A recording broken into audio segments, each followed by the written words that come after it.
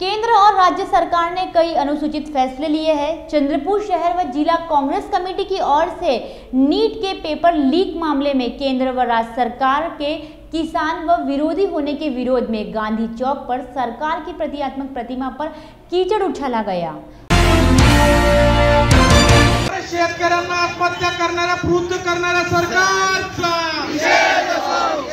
महाराष्ट्रामध्ये बेरोजगारी आणणाऱ्या सरकारचा, शेतकऱ्याला अनुदान मिळालंच पाहिजे, शेतकऱ्याला अनुदान मिळालंच पाहिजे। मोदी सरकार हे आंदोलन अनेक मागण्याला घेऊन होतं। हे जे सरकार आहे दिल्लीचं एनडीए सरकार आणि हे महाराष्ट्रातलं महायुती सरकार हे पूर्ण निष्प्रभ झालेलं आहे। त्यांना लोकांनी नाकारलेलं आहे। हे सरकार कुठलंही चांगलं काम करत नाही। शेतकऱ्यामध्ये अनास्था आहे, शेतकरी शेतमजुरामध्ये अनास्था आहे।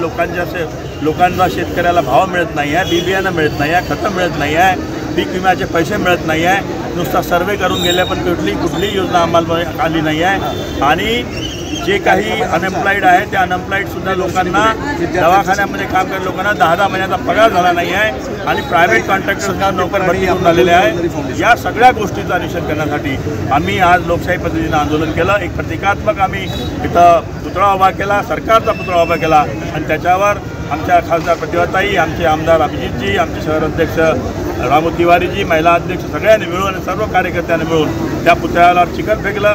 पुतळ्याला चिखल फेकलं म्हणजे या शिंदे सरकारनं आम्ही चिखल फेकलं असा त्याला संदेश लोकांपर्यंत गेला पाहिजे अशी आमची भावना आहे।